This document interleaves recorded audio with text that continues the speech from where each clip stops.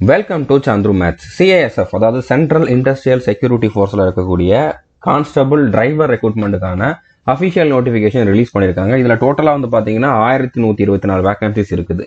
So இந்த ரெக்ரூட்மெண்ட்டுக்கு மேல் candidate மட்டும்தான் அப்ளை பண்ண முடியும். 10th கம்ப்ளீட் பண்ணியிருந்தா போதுமானது. ஹெவி வெஹிக்கிள் லைசன்ஸ் கண்டிப்பாக நீங்கள் வச்சிருக்கணும். ஓகே, அப்ளை பண்ணுற டைம்லேயே வந்து ஹெவி வெஹிக்கிள் லைசன்ஸ் வச்சிருக்கணும். இனிமேல் தான் நான் எடுக்க போகிறேன் அப்படின்னா இன்னொரு 1 மாதத்துக்குள்ளே எடுக்கிறீங்கன்னா ஓகே, இன்னும் டைம் ஆகும் அப்படின்னா நீங்கள் வந்து அப்ளை பண்ண முடியாது. ஓகே, ஸோ இந்த மாதிரி எலிஜிபிலிட்டி இருந்துச்சு அப்படின்னா கண்டிப்பாக இதுக்கு வந்து நீங்கள் அப்ளை பண்ணுங்க. ஏன்னா இதுக்கு வந்து எல்லாரும் அப்ளை பண்ண முடியாது. ஃபர்ஸ்ட் வந்து ஃபீமேல் கேண்டிடேட் அப்ளை பண்ண முடியாது. அதுக்கப்புறம் மேல் கேண்டிடேட்லயுமே ஹெவி வெஹிக்கிள் லைசன்ஸ் வச்சிருக்கவங்க அப்படின்னு பார்த்தா ரொம்ப கம்மியான பேர் தான் இருப்பாங்க. அதாவது நிறைய பேர் இருப்பாங்க, ஆனா அவங்க எல்லாம் எக்ஸாமுக்கு படிக்கிறவங்களா இருப்பாங்களான்னு கேட்டா கண்டிப்பா இருக்காது. இப்போ லாரி டிரைவர்லாம் எல்லாரும் எக்ஸாமுக்காக படிச்சுக்கிட்டு இருக்காங்க. ஸோ அந்த மாதிரி கிடையாது. ஸோ அதனால இதுல வந்து காம்படிஷன் ரொம்ப ரொம்ப கம்மி. மற்ற எக்ஸாமோட கம்பேர் பண்றப்போ காம்படிஷன் ரொம்ப ரொம்ப கம்மி. அதுக்கப்புறம் இதுல ஹைட்டும் கொஞ்சம் கம்மியா இருந்தா போதுமானது. நார்மலா இருக்கக்கூடிய அந்த போலீஸ் செலக்ஷனுக்கு இருக்கிறத விட கொஞ்சம் ஹைட் கம்மியா இருந்தாலும் போதுமானது. ஸோ இந்த மாதிரி இதுக்கான எலிஜிபிலிட்டியே வந்து ஒரு சிலர்கிட்ட தான் இருக்கும். அந்த மாதிரி எலிஜிபிலிட்டி இருக்கிறவங்க எக்ஸாமுக்கு சின்சியரா படிக்கிறவங்களாவும் இருக்க மாட்டாங்க. அதனால நீங்க வந்து சின்சியரா படிச்சீங்க அப்படின்னா இதுல வந்து செலக்ஷன் ஆகிறதுக்கான சான்சஸ் ரொம்ப ரொம்ப அதிகம். அது மட்டும் இல்லாம நீங்க இந்த சிஏஎஸ்எஃப்லயே எடுத்துக்கிட்டீங்கன்னா ஒரு சப் இன்ஸ்பெக்டர் போஸ்டையும் ஒரு கான்ஸ்டபிள் டிரைவர் போஸ்டையும் கம்பேர் பண்ணீங்கன்னா கான்ஸ்டபிள் டிரைவர் வந்து ரொம்பவே ஃப்ரீயா இருப்பாங்க. அவங்களுக்கு அந்த அளவுக்கு ஸ்ட்ரெஸ் இருக்காது. இப்போ சப் இன்ஸ்பெக்டர், நார்மல் கான்ஸ்டபிள் அவங்க எல்லாம் எடுத்துக்கிட்டீங்க அப்படின்னா ஒர்க்ல வந்து ரொம்ப ப்ரெஷர் இருக்கும். எப்போ எந்த மாதிரி நடக்கும், எப்போ வேணாலும் நம்ம மேல எந்த ஆக்ஷன் வேணாலும் எடுக்கலாம். அந்த மாதிரி வந்து பாத்தீங்கன்னா எப்பவுமே ஒரு பதட்டமான சூழ்நிலையில இருப்பாங்க. ஆனா டிரைவர் வந்து ரொம்ப ரிலாக்ஸ்டான ஒரு டியூட்டி. மேக்சிமம் வந்து டிரைவருங்கிறது வந்து பாத்தீங்கன்னா இப்போ அந்த டிபார்ட்மெண்ட்ல இருக்கக்கூடிய ஒரு கமாண்டன்ட் ரேங்குக்கோ, டிஐஜி ரேங்குக்கோ, ஐஜி ரேங்குக்கோ வந்து டிரைவரா இருப்பாங்க. ஸோ கமாண்டன்ட், டிஐஜி, ஐஜி எல்லாம் எப்போ பார்த்தாலும் வெளியில சுத்திக்கிட்டு இருக்க மாட்டாங்க. ஆஃபீஸுக்கு வருவாங்க, இருப்பாங்க, போவாங்க, எப்போவாதான் வெளியில போவாங்க. ஓகே, ஸோ அப்போ அவங்கள விட்டுட்டு நம்ம சும்மா இருக்கணும். அதுக்கப்புறம் அவங்கள போய் டிராப் பண்ணிட்டு சும்மா இருக்கணும். அவ்வளவுதான். மேக்சிமம் வந்து பாத்தீங்கன்னா நீங்க டியூட்டி பாக்குறதுன்னு பார்த்தா ஒரு நாளைக்கு 2 மணி நேரம் 3 மணி நேரம் கூட இருக்காது. டியூட்டியில இருப்பீங்க, ஆனா சும்மா தான் இருப்பீங்க. மொபைல் கையில இருக்கும். ஸோ இந்த ஆப்பர்ச்சுனிட்டியை யூஸ் பண்ணி நீங்க வேற எக்ஸாமுக்கு ப்ரிப்பேர் ஆகணும்னாலும் ஆகலாம், இல்ல கொஞ்சம் பீஸ்ஃபுல்லா இருக்கணும் அப்படின்னாலும் இருக்கலாம். ஓகே, ஸோ உங்களோட லைஃப் வந்து உங்களோட கையில தான். இந்த எக்ஸாம் கிளியர் பண்ணி போனதுக்கு அப்புறம் நீங்க வேற எந்த எக்ஸாமுக்குனாலும் கிளியர் பண்றதுக்கு உங்களுக்கு நல்ல டைம் கிடைக்கும். ஓகே, மற்ற எந்த ரேங்கோட கம்பேர் பண்ணாலுமே இதை மாதிரி ஒரு பீஸ்ஃபுல்லான ஜாப் வந்து இருக்காது. ஸோ நான் எல்லாமே சொல்லிட்டேன். சேலரியுமே நல்ல சேலரியா தான் இருக்கும்.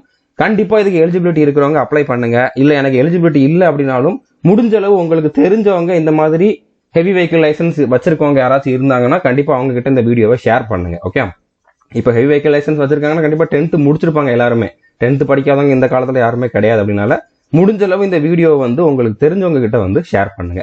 ஸோ இந்த வீடியோல இந்த ரெக்ரூட்மெண்ட் பத்தின A to Z இன்ஃபர்மேஷன் தான் பார்க்க போறோம். இதுக்கான எலிஜிபிலிட்டி என்ன, செலக்ஷன் ப்ராசஸ் என்ன, சிலபஸ் எந்த மாதிரி இருக்கும்.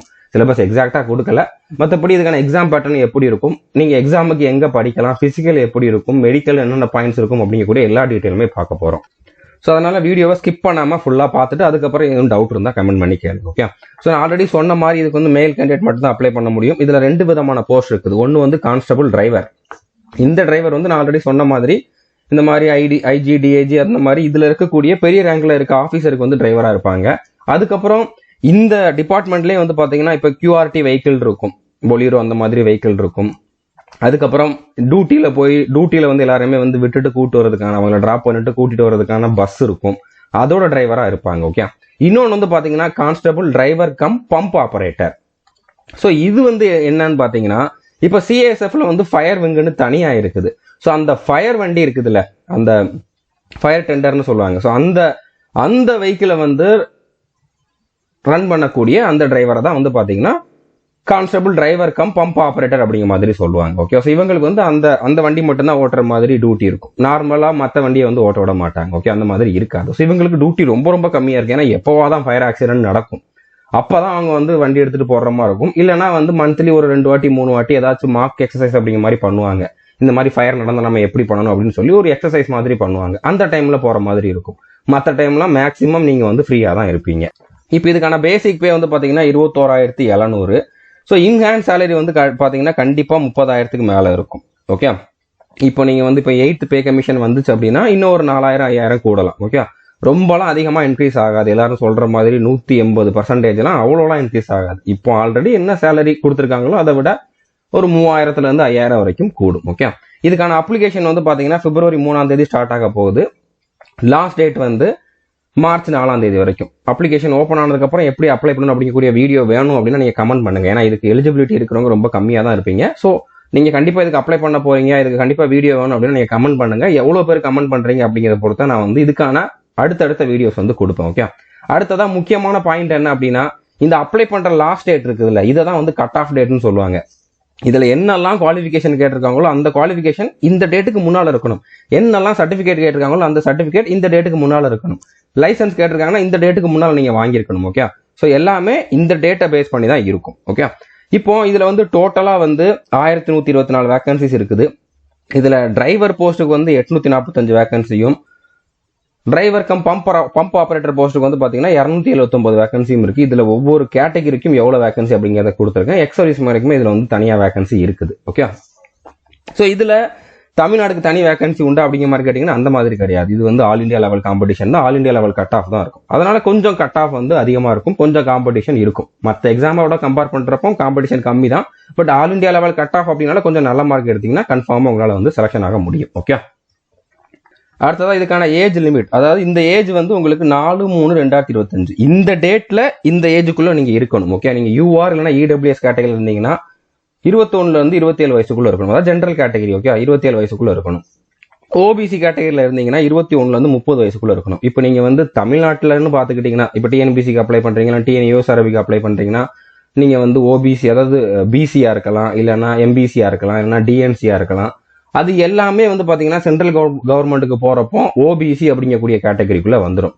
இப்ப தமிழ்நாடு கவர்மெண்ட்ல ஜென்ரல்னு ஒண்ணு இருக்கும், அடுத்து எஸ்சி எஸ்டி இருக்கும். அது போக மத்த எல்லா கேட்டகரியுமே ஓபிசிக்குள்ள தான் வரும். அதுக்கு நீங்க ஓபிசி சர்டிபிகேட் வாங்கிக்கணும். ஓகே, அது நீங்க நம்ம ஊர்ல தாலுகா ஆபீஸ்ல தான் வாங்கணும். அது எப்படி வாங்கணும் அப்படின்னு சொல்லி உங்க ஏரியாவில் இருக்கக்கூடிய விஓட்ட கேட்டீங்கன்னா அவங்க உங்களை வந்து கைட் பண்ணுவாங்க. ஓகே, ஸோ கண்டிப்பா அந்த சர்டிபிகேட் வாங்கி வச்சுக்கோங்க. அந்த சர்டிபிகேட்டும் இந்த டேட்டுக்கு முன்னால வாங்கி வச்சுக்கிறது நல்லது. ஓகே, அதே மாதிரி நீங்க எஸ்சி எஸ்டி கேண்டிடேட்டா இருந்தீங்கன்னா 21 இருந்து 32 வயசுக்குள்ள இருக்கணும். இந்த இதுக்கு வந்து பாத்தீங்கன்னா நீங்க தமிழ்நாடு கவர்மெண்ட்ல கொடுக்கக்கூடிய ஆல்ரெடி நீங்க வாங்கி வச்சிருக்கக்கூடிய அந்த எஸ்சி எஸ்டி சர்டிபிகேட் வந்து யூஸ் பண்ணிக்கலாம். அதுவே போதுமானது. ஓகே, அடுத்ததா எஜுகேஷன் குவாலிஃபிகேஷன் வந்து 10th கம்ப்ளீட் பண்ணியிருந்தா போதுமானது. அது போக டிரைவிங் லைசன்ஸ் வச்சிருக்கணும்.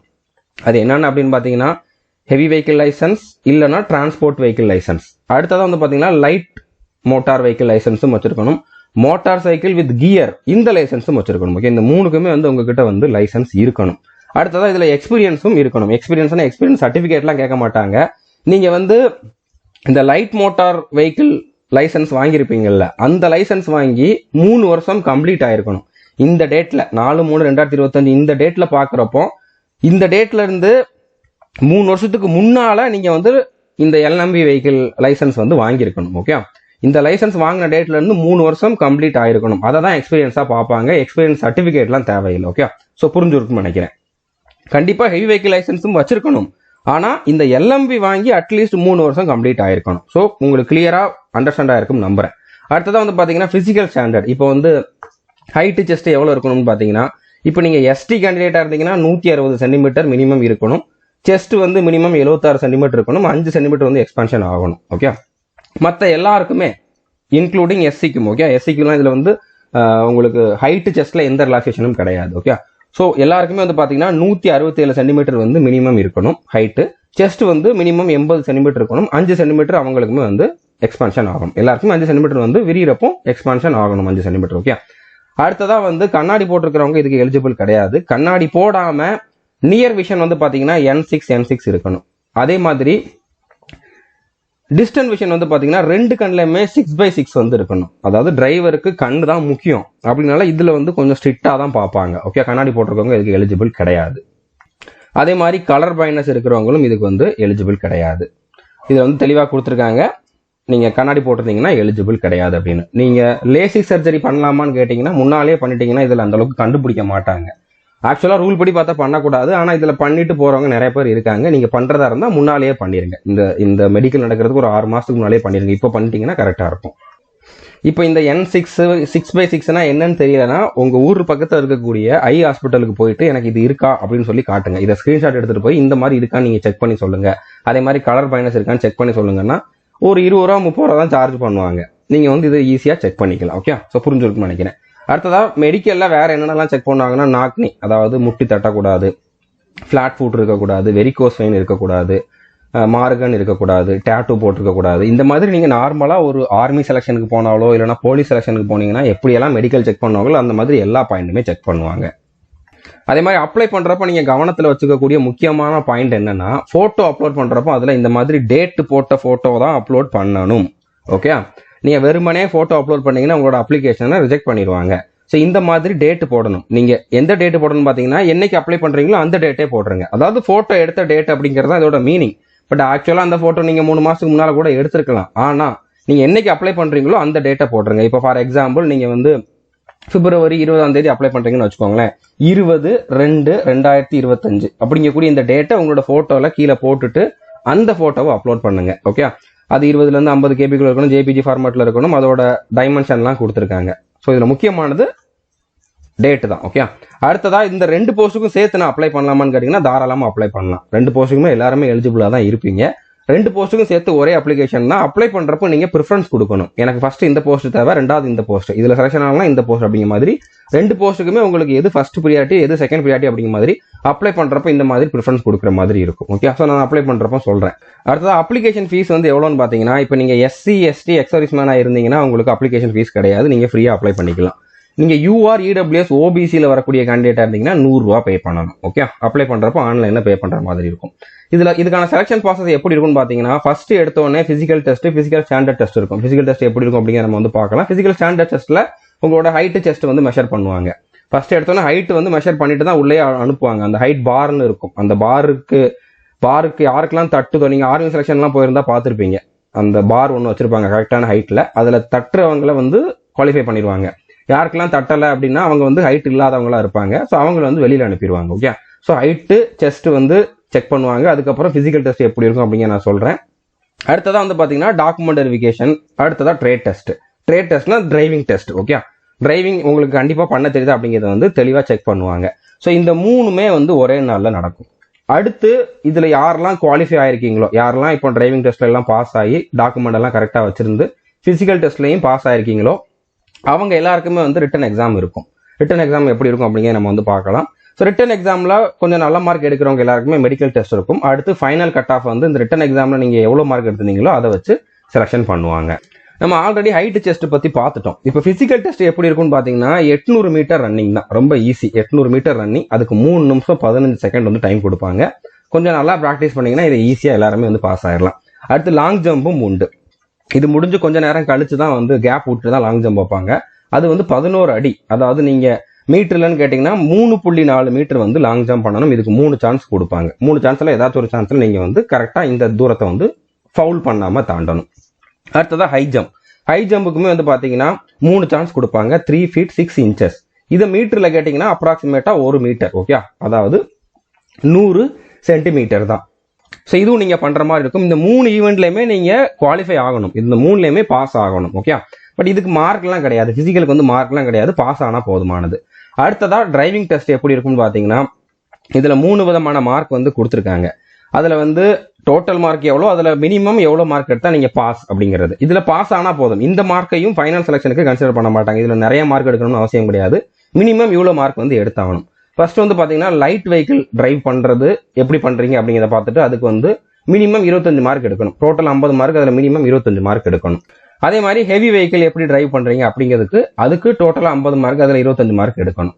அடுத்து உங்களுக்கு அந்த மோட்டார் மெக்கானிசம் ரிலேட்டட் இருக்கக்கூடிய ஒரு சில கொஸ்டின் கேட்பாங்க. சின்ன சின்ன டிஃபெக்ட் வந்து அவங்களால வந்து சரி பண்ண முடியணும், எப்படி மெயின்டெனன்ஸ் பண்ணணும் அப்படிங்கக்கூடிய ஒரு சில பாயிண்ட்ஸ் எல்லாம் வந்து கொஸ்டினாக கேட்பாங்க.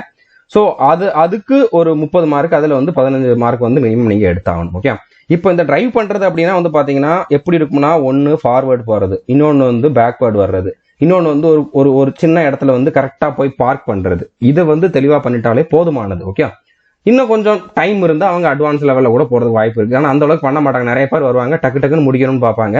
நல்லா உங்களுக்கு டிரைவிங் தெரியும் அப்படின்னா நீங்கள் இந்த டெஸ்ட்டை பற்றி கவலைப்படவே வேண்டாம். ஓகே, புரிஞ்சுருக்குன்னு நினைக்கிறேன். இதில் குவாலிஃபை ஆனால் போதுமானது. இதுக்கு மார்க் இருக்குது, பட் இந்த மார்க் வந்து ஃபைனல் செலெக்ஷனுக்கு வந்து கன்சிடர் பண்ண மாட்டாங்க. ஸோ முக்கியமானது இதுதான். ஓகே, ரிட்டன் எக்ஸாமில் நீங்கள் எவ்வளோ மார்க் எடுக்கிறீங்களோ அதை வச்சு அவங்களோட ஃபைனல் செலெக்ஷன் வந்து இருக்க போகுது. இப்போ ரிட்டன் எக்ஸாமில் வந்து பார்த்தீங்கன்னா டோட்டலாக 100 கொஸ்டின். அதில் வந்து பார்த்தீங்கன்னா ஜென்ரல் நாலேஜ், அதாவது ஜிகேலேருந்து 20 கொஸ்டின், அடுத்ததாக மேத்ஸ்லேருந்து 20 கொஸ்டின், அடுத்ததாக அனலிட்டிக்கல் ஆப்டிடியூட்னு புதுசாக கொடுத்துருக்காங்க. ஓகே, இது வரைக்கும் இது கொடுத்தது கிடையாது. இதுல வந்து 20 கொஸ்டின். இப்போ சிஏபிஎஃப்ல இருந்து ஹெட் கான்ஸ்டபிளுக்கு வந்து ரெக்ரூட்மெண்ட் வந்துருந்துச்சு. ஹெட் கான்ஸ்டபிள் ஏஎஸ்ஐ மினிஸ்ட்ரியலுக்கு வந்து ரெக்ரூட்மெண்ட் வந்துருந்துச்சு. ஸோ அதுல வந்து பாத்தீங்கன்னா இந்த கிளரிக்கல் ஆப்டிடியூட்னு கொடுத்துருந்தாங்க. அதை தான் இங்கேயும் கொடுத்துருக்காங்க, அனலிட்டிக்கல் ஆப்டிடியூட் அப்படின்னு சொல்லி. இதுல எப்படி கேட்போம் அப்படின்னு சொல்லி எந்த ஹிண்ட்டும் இவங்க கொடுக்கல. பட் அனலிட்டிக்கல் ஆப்டிடியூட் அப்படிங்கிற நேம பார்த்தாலே தெரியுது, கிளரிக்கல் ஆப்டிடியூட் கேட்கறதுக்கு தான் வாய்ப்பு இருக்குது. அடுத்ததா இது வந்து பாத்தீங்கன்னா ரீசனிங் தான். ஸோ ரீசனிங்ல வந்து 20 கொஸ்டின் கேட்பாங்க. இங்கிலீஷ்ல இருந்து 20 கொஸ்டின். ஹிந்தி இல்லைனா இங்கிலீஷ், நீங்க இங்கிலீஷ்ல இருக்கிறத அட்டன் பண்ணிக்கலாம். இங்கிலீஷ்ல இருந்து 20 கொஸ்டின். ஸோ எஸ்எஸ்சி ஜிடிக்கு என்ன படிச்சீங்களோ அதுதான். அது போக எக்ஸ்ட்ரா வந்து பாத்தீங்கன்னா அனலிட்டிக்கல் ஆப்டிடியூட் அப்படிங்கிறது. இதுல 20 கொஸ்டின் கேட்கறாங்களா, அப்ப நிறைய படிக்க வேண்டியிருக்கும் அப்படின்னு நினைக்க வேண்டாம். நம்மளுடைய கோர்ஸ்ல ஒரே ஒரு வீடியோ தான் கொடுத்துருக்கேன். அந்த ஒரு வீடியோல இதுல எப்படிலாம் கொஸ்டின் கேட்கலாம் அப்படின்னு சொல்லி நிறைய டிஸ்கஸ் பண்ணிருப்பேன்.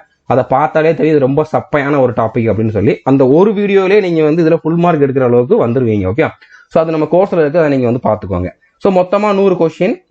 இதுல வந்து 100 மார்க்கு எக்ஸாம். ஒரு கொஸ்டினுக்கு வந்து 1 மார்க். ஓகே, மொத்தமா வந்து பாத்தீங்கன்னா 2 மணி நேரம் டைம் கொடுக்குறாங்க. 120 நிமிஷம் வந்து டைம் கொடுக்குறாங்க. இதுல நெகட்டிவ் மார்க்கும் கிடையாது. ஸோ 100 கொஸ்டினுக்கு 100மே நீங்க வந்து அட்டன் பண்ணிடணும். ஓகே, தெரியல அட்டன் பண்ணிடணும். ஏன்னா நெகட்டிவ் மார்க் கிடையாது. கொஸ்டின் வந்து பாத்தீங்கன்னா இங்கிலீஷ், ஹிந்தி இந்த 2 லாங்குவேஜ்ல தான் இருக்கும். தமிழ்ல இருக்காது. இங்கிலீஷ்ல தான் நீங்க வந்து அட்டன் பண்ணி ஆகணும். ஓகே, பட் சிம்பிளா தான் இருக்கும். நீங்க நம்ம கோர்ஸ்ல ஜாயின் பண்ணி படிச்சீங்கன்னா அதுல நான் வந்து தெளிவா டீச் பண்ணிருப்பேன். நானுமே தமிழ் மீடியம் ஸ்டூடெண்ட் தான். ஸோ தமிழ் மீடியம் ஸ்டூடெண்டோட மைண்ட் செட் எப்படி இருக்கும் அப்படிங்கிறது எனக்கு தெரியும். அவங்களுக்கு புரியுற மாதிரி தான் அதில் வந்து நம்ம டீச் பண்ணிருப்போம். ஓகே, அடுத்ததா இதுல வந்து கொஸ்டின் எல்லாமே மல்டிபிள் சாய்ஸ் கொஸ்டின் தான். அதாவது மல்டிபிள் சாய்ஸ்னா என்னன்னா, ஒரு கொஸ்டின் இருக்கும், அதுக்கு 4 ஆப்ஷன் கொடுத்துருப்பாங்க. அந்த 4 ஆப்ஷன்ல எது கரெக்ட் அப்படிங்கிறத சூஸ் பண்ற மாதிரி இருக்கும். எக்ஸாம் வந்து உங்களுக்கு ஆன்லைன்ல இருந்தாலும் இருக்கலாம், இல்லைன்னா ஓஎம்ஆர் ஷீட்ல ஷேட் பண்ற மாதிரியும் இருக்கலாம். அது எப்படி அப்படிங்கிறது வந்து பின்னால தான் தெரிய வரும். ஓகே, எக்ஸாம் டேட்டை பத்திலாம் இப்போதைக்கு எந்த இன்ஃபர்மேஷனும் கிடையாது. மினிமம் ஒரு 5-6 மாசம் ஆகலாம். பிசிக்கல் வைக்கிறதுக்கே மினிமம் 3 மாசம் ஆகும். அடுத்து எக்ஸாம் வைக்கிறதுக்கு மினிமம் ஒரு 5-6 மாசம், அதாவது இப்ப இருந்து ஒரு 5-6 மாசம் வந்து இருக்கும். ஓகே, பட் இப்ப இருந்து படிச்சாதான் நீங்க வந்து இதுல செலக்ஷன் ஆகணும்னு நினைக்கிறீங்கன்னா இப்ப இருந்தே பிசிக்கலுக்கும் ரெடி ஆகணும், இப்ப இருந்தே வந்து எக்ஸாமுக்கு ரெடி ஆகணும். அப்பதான் இதுல வந்து உங்களால நல்ல மார்க் எடுக்க முடியும். இந்த 100 மார்க்குக்கு 80 மார்க்கு மேல டார்கெட் வைங்க. 80 மார்க் மேல எடுத்தீங்கன்னா கன்ஃபார்மா உங்களுக்கு வந்து போஸ்டிங் கிடைச்சிடும். ஓகே, அடுத்ததா இந்த சிலபஸை கம்ப்ளீட் பண்றதுக்கான கிளாஸ் வந்து நம்மளுடைய ஆல் இன் ஒன் கோர்ஸ்ல வந்து அவைலபிளா இருக்குது. நீங்க ஆல் இன் ஒன் கோர்ஸ்ல ஜாயின் பண்ணீங்கன்னா இதுக்கான கம்ப்ளீட் சிலபஸ் வந்து நம்ம வந்து கொடுத்துருக்கோம். அதை மட்டும் நீங்க ஃபாலோ பண்ணாலே போதுமானது. இப்ப இருந்தே ஃபாலோ பண்ணணும். பிசிக்கல் முடிச்சுட்டு எல்லாம் முடிச்சதுக்கு அப்புறம் பாத்துக்கலாம் நினைச்சீங்கன்னா அடுத்த டைம் கம்மியா இருக்கும். ஃபுல் சிலபஸ் கம்ப்ளீட் பண்ண முடியாது, மார்க் கம்மியா தான் எடுப்பீங்க, செலக்ஷன் ஆக முடியாது. அதனால இப்ப இருந்து நீங்க வந்து இதுக்கும் படிக்க ஆரம்பிச்சிருங்க. ஓகே, இப்போ நீங்க ஆல் இன் ஒன் கோர்ஸ்ல ஜாயின் பண்ணணும் அப்படின்னா 1499 பே பண்ணணும். 1499 வந்து ஒன் டைம் பே பண்ணீங்க அப்படின்னா 3 இயர்ஸ் வேலிடிட்டி உண்டு. இதுல வெறுமனே இந்த எக்ஸாமுக்கான சிலபஸ் மட்டும் இல்ல, எஸ்எஸ்சியில் வரக்கூடிய எல்லா எக்ஸாமுக்கும் இருக்குது, ரயில்வே எக்ஸாம்ல வரக்கூடிய எல்லா எக்ஸாமுக்கும் இருக்குது, அது போக இந்த சென்ட்ரல் ஆர்ம்டு போலீஸ் ஃபோர்ஸ்ல வரக்கூடிய எல்லா எக்ஸாமும் இருக்குது, அக்னிவீர் இருக்குது. அந்த மாதிரி ஒரு 35க்கும் அதிகமான சென்ட்ரல் கவர்மெண்ட் எக்ஸாமுக்கான சிலபஸ் வந்து இந்த ஒரே கோர்ஸ்ல அவைலபிளா இருக்குது. அதனால தான் நான் 3 இயர்ஸ் வேலிடிட்டி கொடுத்துருக்கேன். நீங்க வந்து இந்த ஒரு கோர்ஸை யூஸ் பண்ணி எல்லா எக்ஸாமுக்கும் படிச்சுக்கலாம். ஓகே, அது போக புக் வேணாலும் நீங்க ஆர்டர் பண்ணிக்கலாம். ஸ்டாட்டிக் ஜிகேக்கு ஒரு புக் கொடுத்துருக்கோம், ஜிகேக்கு ஒரு புக் கொடுத்துருக்கோம். அதுவுமே நீங்க வந்து நம்மளுடைய ஆப்ல புக்குங்க ஆப்ஷன் இருக்கும், அதுல போய் ஆர்டர் பண்ணீங்கன்னா உங்களுக்கு புக்கை அனுப்பிச்சு வச்சிருவோம். ஓகே, ஸோ இது வந்து நீங்க உங்களுக்கு தேவைன்னா ஆர்டர் பண்ணிக்கோங்க. இது தமிழ்ல தான் இருக்கும். தமிழ் மீடியம் ஸ்டூடெண்ட் வந்து வேணா ஆர்டர் பண்ணிக்கோங்க. ஸோ இப்போ நீங்க ஆல் இன் ஒன் கோர்ஸ்ல ஜாயின் பண்ணதுக்கு அப்புறம் எந்த ஃபோல்டரை ஃபாலோ பண்ணணும் அப்படின்னு பாத்தீங்கன்னா, ஆல் இன் ஒன் கோர்ஸ்ல இந்த மாதிரி நிறைய ஃபோல்டர் இருக்கும். அதுல டிஃபென்ஸ் அண்ட் போலீஸ் எக்ஸாம் அப்படிங்கக்கூடிய இந்த ஃபோல்டர் ஓபன் பண்ணுங்க. இதுல சிஏஎஸ்எஃப் அப்படின்னு சொல்லி ஒரு ஃபோல்டர் இருக்கும். அதுல சிஏஎஸ்எஃப் டிரைவர் அண்ட் ட்ரேட்ஸ்மேன் அப்படிங்கக்கூடிய இந்த ஃபோல்டர் இருக்கும். இதுக்குள்ள அந்த 5 செக்ஷனுக்குமான கம்ப்ளீட் சிலபஸ் வந்து தனித்தனி டாபிக்கா வீடியோவா இருக்கும். அதை எல்லாமே இப்ப இருந்தே 1 by 1 படிக்க ஆரம்பிச்சிருங்க. இப்போ அந்த கிளரிக்கல் ஆப்டிடியூடுக்கு ஒரே ஒரு வீடியோ தான். அதை நீங்க இப்போ பார்த்தாலும் சரி, இல்லை எக்ஸாமுக்கு போறதுக்கு ஒரு நாளைக்கு 2 நாளைக்கு மேல பார்த்தாலும் சரி. எந்த ஆர்டர்ல படிக்கணும் அப்படின்னு பாத்தீங்கன்னா, ஃபர்ஸ்ட் ரீசனிங்கை கம்ப்ளீட் பண்ணிருங்க. அடுத்து வந்து பாத்தீங்கன்னா மேத்ஸை கம்ப்ளீட் பண்ணிருங்க. அடுத்து வந்து இங்கிலீஷுக்கு எவ்வளவு முடியுதோ அவ்வளோ பாருங்க. இங்கிலீஷ் ஃபுல்லா பார்க்க முடிஞ்சா பாருங்க, இல்லைன்னா எஸ்எஸ்சி ஜிடிக்கு ஒரு கிராஷ் கோர்ஸ் மாதிரி கொடுத்துருந்து அதை பார்த்தாலும் ஓகே. அது நம்ம யூடியூப் சேனலே ஃப்ரீயாவே இப்போ கூட கொடுத்துக்கிட்டு இருக்கோம். அதை கூட நீங்க ஃபாலோ பண்ணாலே போதுமானது. இங்கிலீஷ் எனக்கு அந்த அளவுக்கு வராது அப்படின்னு நீங்க அதை ஃபாலோ பண்ணாலே போதுமானது. அடுத்து ஜிகே வந்து ஸ்டார்டிங்ல இருந்தே டெய்லி ஒரு வீடியோ அப்படிங்கிற மாதிரி பார்த்துக்கிட்டு வாங்க. ஓகே, கரண்ட் அஃபேர்ஸ், அடுத்ததான் ஸ்டாட்டிக் ஜிகே, அது ரெண்டுக்கும் அதிகமான இம்பார்ட்டன்ஸ் கொடுங்க. அடுத்து மற்ற ஜிகேவுமே வந்து ஸ்டார்டிங்ல இருந்தே பார்த்துட்டு வாங்க. ஓகே, ஸோ புரிஞ்சிருக்குன்னு நினைக்கிறேன். ஸோ இந்த மாதிரி English, reasoning, vocabulary, maths, general studies, analytical aptitude எல்லாத்துக்குமே வந்து நான் வந்து தனித்தனி ஃபோல்டரை கொடுத்துருக்கேன். இது உள்ள ஓப்பன் பண்ணி பார்த்தீங்கன்னா இதுக்கான வீடியோஸ் எல்லாமே இருக்கும். ஓகே, ஸோ புரிஞ்சிருக்குன்னு நினைக்கிறேன். உங்களுக்கு தேவையான எல்லா இன்ஃபர்மேஷனும் அந்த ஒரே வீடியோல கொடுத்துருப்போம் நம்புறேன். வேற எதுவும் டவுட் இருந்தால் கமெண்ட் பண்ணி கேளுங்க. All the best. தேங்க்யூ.